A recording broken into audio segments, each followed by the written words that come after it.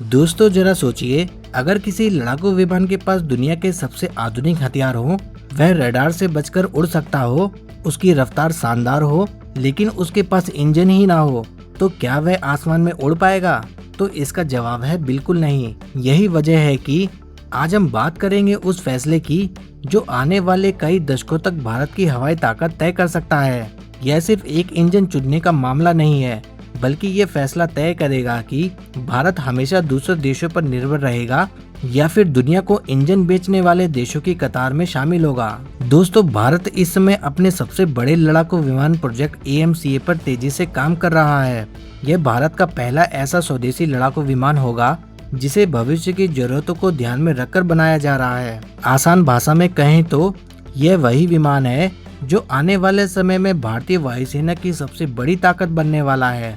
लेकिन इस पूरे प्रोजेक्ट की सबसे बड़ी चुनौती विमान नहीं, बल्कि उसका इंजन है। यहीं से शुरू होती है दुनिया की दो बड़ी कंपनियों के बीच मुकाबले की कहानी। एक तरफ ब्रिटेन की रोल्स रॉयस है और दूसरी तरफ फ्रांस की साफरान। यह दोनों कंपनियां भारत के साथ नया इंजन बनाने का प्रस्ताव दे रही हैं। यह दोनों कंपनियां कह रही हैं कि वे भारत को नई तकनीक देने के लिए तैयार है। लेकिन भारत के सामने सवाल सिर्फ इतना नहीं है कि कौन बेहतर इंजन देगा। सबसे बड़ा सवाल यह है कि कौन भारत को सिर्फ इंजन नहीं, बल्कि उसे बनाने की पूरी तकनीक देगा। क्योंकि अगर तकनीक हमारे पास नहीं होगी तो आने वाले समय में फिर वही होगा जो पहले कई बार हो चुका है।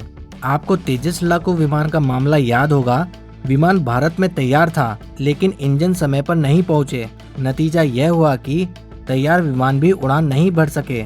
यानी हमारे पास सब कुछ था, लेकिन सबसे जरूरी चीज दूसरे देश के हाथ में थी। यही अनुभव भारत को अब बहुत बड़ा सबक दे चुका है। अब भारत ऐसी कोई डील नहीं करना चाहता जिसमें सिर्फ इंजन खरीदना पड़े। भारत चाहता है कि इंजन बनाने की पूरी टेक्नोलॉजी देश को मिले, ताकि भविष्य में किसी विदेशी कंपनी के भरोसे ना रहना पड़े। इसी बीच अमेरिका की कंपनी जनरल इलेक्ट्रॉनिक भी चर्चा में रही। तेजस और AMCA के शुरुआती मॉडल के लिए इसके इंजन चुने गए थे, लेकिन रिपोर्ट्स के मुताबिक कीमत बढ़ने, डिलीवरी में देरी और तकनीक देने को लेकर कई दिक्कतें सामने आई। यही कारण है कि अब भारत बहुत सोच समझकर आगे बढ़ना चाहता है। दोस्तों, अब बात करते हैं रोल्स रॉयस की। ब्रिटेन की इस कंपनी का दावा है कि अगर जल्द समझौता हो जाता है तो कुछ ही वर्षों में नया इंजन तैयार किया जा सकता है। सबसे बड़ी बात यह है कि कंपनी भारत को तकनीक साझा करने और भविष्य में भारत की भागीदारी बढ़ाने की बात कर रही है। यानी भारत सिर्फ इंजन खरीदेगा नहीं, बल्कि उसे बनाना भी सीखेगा। अब दूसरी तरफ है फ्रांस की कंपनी सैफ्रॉन। भारत और फ्रांस के बीच पिछले कुछ वर्षों में रक्षा सहयोग लगातार मजबूत हुआ है। राफेल विमान पहले से भारतीय वायुसेना का हिस्सा है और दोनों देशों के बीच भरोसा भी काफी मजबूत माना जाता है। सैफ्रॉन का कहना है कि वह भारत के साथ मिलकर इंजन बनाने और भविष्य में भारत को पूरी साझेदारी देने के लिए तैयार है। लेकिन दोस्तों, सिर्फ तकनीक देंगे यह कह देना काफी नहीं होता। भारत अब कुछ ऐसे सवाल पूछ रहा है जिनके जवाब बेहद जरूरी हैं। क्या भारत इंजन की पूरी डिजाइन का मालिक होगा? क्या भविष्य में भारत अपनी जरूरत के हिसाब से इंजन में बदलाव कर सकेगा?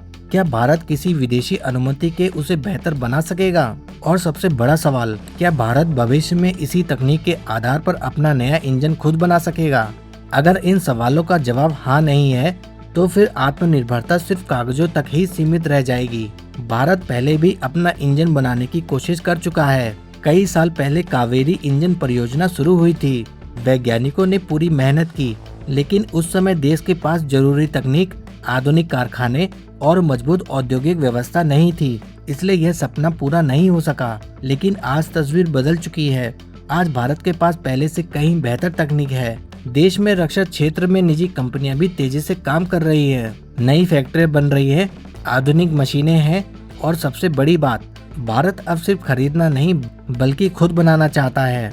यही वजह है कि AMCA का इंजन केवल एक इंजन नहीं माना जा रहा, इसे भारत के पूरे विमान इंजन उद्योग की नींव माना जा रहा है। अगर भारत इस बार सही फैसला लेता है और पूरी तकनीक हासिल कर लेता है, तो आने वाले समय में सिर्फ लड़ाकू विमान ही नहीं, बल्कि ड्रोन, बिना पायलट वाले विमान, प्रशिक्षण विमान और भविष्य के नए लड़ाकू विमान भी पूरी तरह देश में बनाए जा सकेंगे।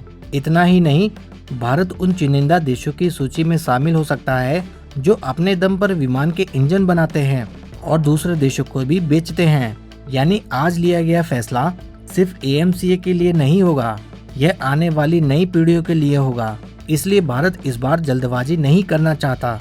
सरकार की कोशिश है कि जो भी साझेदार चुना जाए वह सिर्फ इंजन बनाने वाला नहीं बल्कि भारत को आत्मनिर्भर बनाने वाला साथी साबित हो। क्योंकि अगर आज फिर आधी अधूरी तकनीक लेकर समझौता कर लिया गया तो भविष्य में वही परेशानी दोबारा सामने आ सकती है जो तेजस कार्यक्रम में देखने को मिली थी। लेकिन अगर इस बार सही फैसला लिया गया तो आने वाले वर्षों में भारत सिर्फ आधुनिक लड़ाकू विमान बनाने वाला देश नहीं रहेगा बल्कि दुनिया को इंजन बनाने की तकनीक देने वाले देशों की कतार में भी खड़ा हो सकता है।